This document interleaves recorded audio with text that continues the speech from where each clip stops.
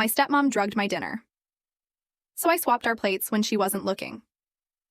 They say every African home has a secret, but ours had too many to count. From the outside, our house looked perfect, the kind you see in real estate ads. White walls, trimmed hedges, and a mango tree that stood proudly by the gate like a silent guard. But behind those walls was a battlefield where smiles were masks and kindness was currency. My name is Amara, and I learned the hard way that evil doesn't always come with red eyes and horns. Sometimes it wears your late mother's jewelry and calls itself Mom. It started on a Wednesday evening, one of those humid Lagos nights when the air felt thick with secrets. My stepmother Linda called from the kitchen, her voice sweet like melted sugar. Amara, darling, come set the table. Your father will be home soon, and I made your favorite, jollof rice with grilled chicken. Her tone was light, almost musical, the kind of tone that makes strangers think she's an angel. But I knew better. She'd only call me darling when she was up to something. Linda had been in my life for 5 years. My father married her 2 years after my mother died. I tried to welcome her at first, I really did, but her kindness always came with invisible strings attached. At 17, I'd learned to read between her smiles. And tonight, something about her smile scared me. As I set the plates, I noticed her watching me closely. Her eyes followed every move I made, the way I poured the juice, how I arranged the napkins. Her stare felt heavy, almost expectant. You've been so quiet lately, she said, stirring the pot on the stove. Everything okay at school? I forced a smile. Yes, Ma. Everything's fine. Good, she replied softly. You deserve a nice dinner. You've been working so hard. The smell of jollof filled the kitchen, spicy, rich, and comforting. But underneath it, there was another scent. A faint bitterness that didn't belong. Something earthy, chemical, sharp. I glanced at the sauce she was pouring over the chicken. Her back was turned, but I caught a glimpse of a small brown bottle by the counter. No label. My stomach clenched. When my father walked in, tired from work, loosening his tie, Linda greeted him with a kiss so warm it almost looked rehearsed. My love, dinner is ready, she said, taking his briefcase. Amara helped me cook. He smiled at her, then at me. That's my girls, he said proudly. And just like that, my father, Mr. Bamadel, sat down at the head of the table, completely oblivious that the woman beside him wasn't what she seemed. We ate in silence for a while. The air conditioner hummed, the clinking of cutlery was the only sound. Then Linda looked at me with that same sweet smile. How's your appetite, Amara? Fine, I said quietly, my fork hovering over the chicken. Eat well, darling, she purred. I made it just for you. Something about the way she said just for you made my skin crawl. I didn't want to believe it, that she could poison me. But the signs were everywhere. She had been cold to me for weeks. She'd whispered on the phone late at night, locking the door. She'd started telling my father I was rebellious, unstable, ungrateful. And now, here she was, serving me food with a smile that looked more like a dare. When she got up to fetch water from the fridge, I noticed something that made my blood run cold. A small residue, powdery, white, clinging to the rim of my glass. My heart thudded. That wasn't sugar. I looked at her seat. Her plate was almost identical to mine. Almost. Except for one thing. She hadn't touched her drink yet. I felt the pulse in my neck pounding. My palms went slick with sweat. As she turned to pour juice into my father's cup, I acted. Quiet. Quick. Calculated. I slid my glass over and swapped it with hers. She turned back just in time to see me take a spoonful of rice. I forced a smile, pretending to chew. It's delicious, Ma, I said softly. Really? She asked, grinning. Then drink up, dear. Don't let it get warm. She raised her glass, my glass, and took a long, satisfied sip. My heart nearly stopped. 15 minutes later, my father got up to take a call. Linda sat across from me, still smiling faintly. But that smile began to falter. Her hands twitched slightly. Her pupils dilated. A drop of sweat trickled down her temple. Are you feeling okay? I asked, watching her carefully. Of course, she snapped, gripping the edge of the table. Why do you ask? She tried to stand but stumbled, catching herself on the chair. Her breath came fast, uneven. The fork clattered from her hand to the floor. Linda? My father called from the hallway. I'm fine, she stammered. But she wasn't. Her voice wavered. Her lips trembled. Her eyes darted to my glass, now sitting untouched beside my plate, and in that instant she knew. She knew I knew. She looked at me, not as a stepdaughter, but as an opponent. And in her eyes, for a brief, terrifying second, I saw something raw. Hate. Not the cold, manipulative kind she hid behind charm, but primal, exposed, uncontrollable hate. She tried to speak, but her words slurred. You shouldn't have done that. Then she collapsed, face first, into her plate. The room went silent except for the hum of the fridge and my heartbeat roaring in my ears. My father rushed in, shouting her name. I sat frozen, hands trembling, trying to process what just happened. I'd only wanted to protect myself. I didn't want this.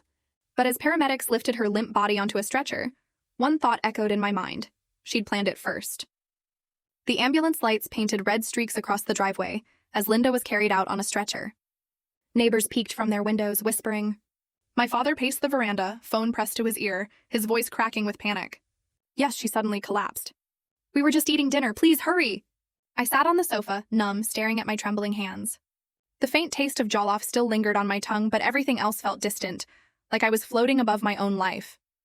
I didn't poison her. I just gave her back what she intended for me. So why did my chest feel so heavy? Like I'd committed the very sin she planned? The hospital called later that night. Linda was alive.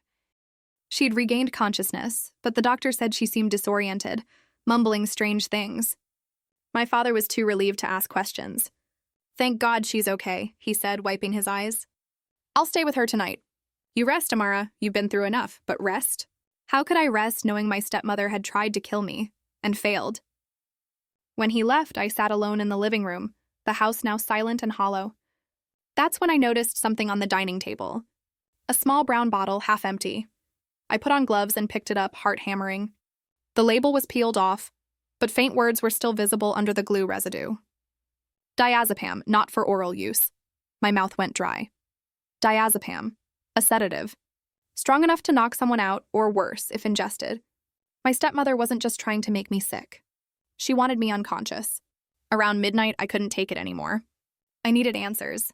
I called Zinhle, my best friend since primary school. She was studying pharmacology at Unilag.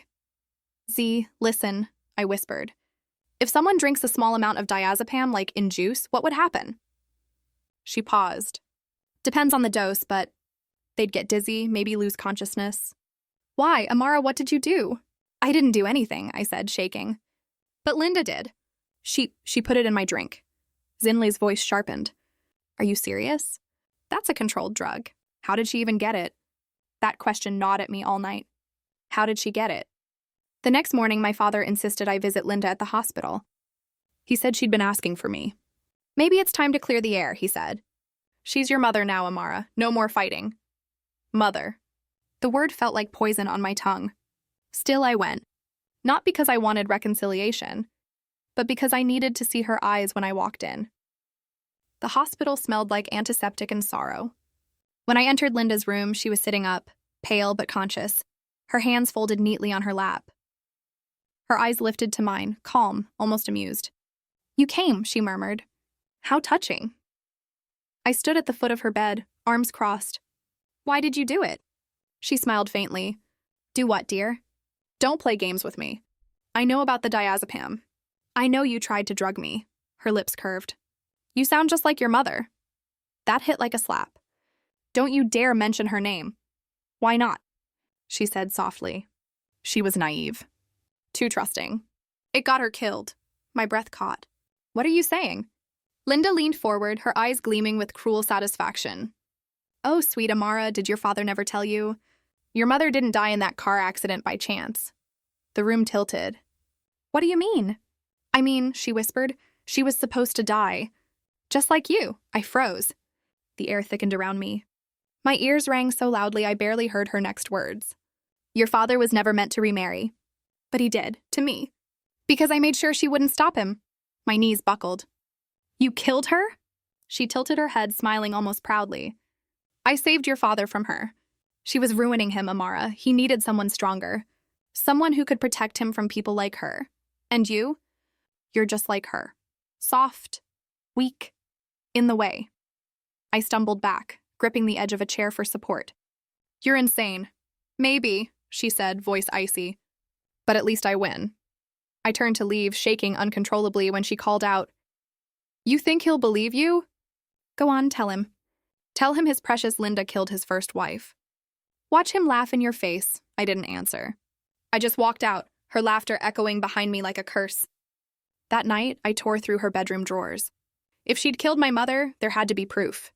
In the bottom drawer of her vanity, beneath layers of perfume boxes and silk scarves, I found a folder. Inside were documents, medical prescriptions, insurance papers, and one thin envelope addressed to Bamidele Adeyemi, my father. The handwriting wasn't his. I unfolded the letter. Payment received. The brakes were replaced as instructed. No trace will be found. Your wife's car will not make it past Ojulegba Bridge. Signed, M.A. I felt my stomach twist. My blood turned to ice. The car crash that killed my mother wasn't an accident. And if this letter was real, my stepmother hadn't worked alone. My father came home late again. His eyes were bloodshot, his tie loosened. "How was your visit?" he asked, trying to sound casual. "Fine," I said quietly. "She told me about Mom." He froze. "What?" I handed him the letter. He read it once, twice. His expression shifted, confusion, disbelief, then dread. "Where did you get this?" "Her drawer," I said. "You need to tell me the truth." He sank into the chair, rubbing his temples. "Amara, you don't understand. Then explain," I shouted. "Did you know? Were you part of this?" He looked up, eyes wet, voice trembling. "No, my daughter. I swear to you. I didn't know she did this. But I know that letter, M.A. It's her cousin, Michael Akintola. He's a mechanic. I thought the brakes failed naturally. I felt tears sting my eyes. She killed my mother. And you brought her into our house." He stood and reached for me, but I pulled away. "Amara, please, don't touch me." I ran upstairs, locking myself in my room. The house felt haunted now. By memories, by betrayal, by ghosts of people who pretended to love me. I sat on the floor, clutching my phone, recording a voice note for myself, a habit I'd picked up whenever life felt too heavy. If I disappear, if anything happens to me, it was her, Linda, and whoever helped her. For 3 nights, I barely slept. Every time I closed my eyes, I saw my mother's car plunging off that bridge. Every time I opened them, I saw Linda's smile. That same smile that had fooled my father. That had fooled me. I knew I couldn't just sit in silence anymore. I had to make her pay. Not just for me, but for my mother. I called Zinli again. She was quiet for a long time after I told her everything. The confession, the letter, the poisoning. "Amara," she said slowly, "you can't confront her directly again. People like that don't stop. They destroy everything around them first. Then what do I do?" I asked. My father won't believe me without proof. And she's manipulative. She'll twist everything. Then make her expose herself. That's when the idea began to form. Dangerous, brilliant, and cruel enough to match her evil. I would let Linda destroy herself. 2 days later, my father brought her home from the hospital. She looked frail, fragile even, the picture of innocence in her silk robe. But her eyes were sharp again, calculating. "Amara," she said softly, sitting on the sofa. "I want to apologize. I've made mistakes." "Mistakes?" I repeated, my voice steady. "Drugging me was a mistake?" She blinked, feigning confusion. "You're still imagining things, dear. You need help." That word, help, wasn't casual. It was the same one she'd used about my mother before she died. And suddenly it clicked. Linda hadn't just planned to drug me. She'd planned to frame me, to make me seem mentally unstable, just like she'd done to my mother. So I smiled. "You might be right, Ma. Maybe I do need help." Her eyes flickered, curious. "I'm glad you see that. In fact," I continued, "I've started journaling, recording my thoughts. Even the dinner that night." Her expression froze for a split second, just long enough to confirm it. She hadn't realized I'd recorded that evening. But I hadn't, not yet. That was part of the plan. The next morning, I hid a small camera in the living room, the same spot she always sat for her prayers and private phone calls. Then I left my journal open on the coffee table with one page written deliberately. She said she'll try again, but I'm ready this time. I wanted her curiosity to lead her straight into the trap. And it did. When I returned home that evening, I saw her reading the journal, lips moving silently. Her face hardened. "So, you think you're ready for me?" she muttered under her breath, unaware the camera was recording every word. She stood, walked to the liquor cabinet, and took out a glass, and the same brown bottle. "Let's see how ready you are, little girl." She poured the drug into one of the glasses, stirred it with a spoon, then set both on the table, one for her, one for me. When she called me down for dinner, I played along. This time my fear was gone. All I felt was calm. Cold, deliberate calm. "You've been quiet lately," she said sweetly. "I'm fine," I replied. "That's good," she said. "You know, family should never keep secrets." "Like the ones you keep?" I asked quietly. Her hand paused midair, but she quickly masked it with a smile. "What secrets could I possibly have?" "Maybe the one about Ojwalegba Bridge." She froze. The spoon clattered to the floor. "Where did you hear that?" "From you," I said softly. "And from the letter you hid." Her face twisted. No more sweetness, no more pretending. "You stupid girl," she hissed. "You don't know what you're talking about." "I know you killed my mother," I said, tears rising. "And I know you tried to drug me. But this time, I'm recording everything."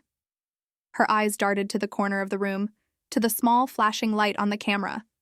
And for the first time, I saw fear flicker in her expression. "You think anyone will believe you?" She spat. "Your father worships me." "Not after he sees this," I said, pointing to the recording. "Not after he hears what you just said." She lunged toward the camera, but her body jerked. The same dizziness I'd seen before. She stumbled, grabbing the chair for balance. Then realization hit her. Her eyes widened. "What did you do?" I met her gaze, steady and unflinching. "I told you I'm ready this time." She looked at the 2 glasses on the table and realized she'd drunk from the wrong one. Her glass, my trap. "You think I'd ever drink from your hand again?" I whispered. She collapsed, gasping, clawing at her throat. Her body convulsed, her words slurred. "You demon." Then her eyes rolled back and silence filled the room. My father came home minutes later, finding me sitting on the couch, tears streaming down my face, the camera still rolling. The paramedics declared her dead on arrival. When the police searched her room, they found everything. The brown bottles, fake prescriptions, insurance documents, and a confession letter addressed to whoever finds the truth. Inside, she'd written, "If you're reading this, it means I've failed. I did what I had to do. He was mine to protect. She was a threat. They always are. It was proof enough." Linda's cousin, Michael Akintola, was arrested days later after police traced the mechanic's payment to him. The case made the local news, but we didn't speak to reporters. We didn't need to. For the first time in years, our home was quiet, not with fear, but peace. A month later, I stood by my mother's grave, the morning sun painting the sky gold. The wind carried the scent of earth and hibiscus. I placed a white lily on her headstone and whispered, "She's gone, Mama. The woman who took you away. She tried to take me too, but I made sure she never hurt anyone again." My father stood beside me, silent, his eyes red. He didn't say a word, but he didn't have to. The guilt, the regret, it was all there. And maybe forgiveness wasn't possible, but closure was. As we walked back to the car, I looked up at the mango tree by the gate, the same one that had seen everything. It swayed gently in the wind, like a silent witness finally at rest. And for the first time in years, I felt free. They say karma moves slowly, but when it comes, it hits harder than any human revenge. Linda thought she was untouchable, but in the end, she choked on her own poison, just like she planned for me. If you made it this far, make sure you subscribe to my channel for more African stories of betrayal, karma, and justice. Because in life, what you serve always comes back to your plate.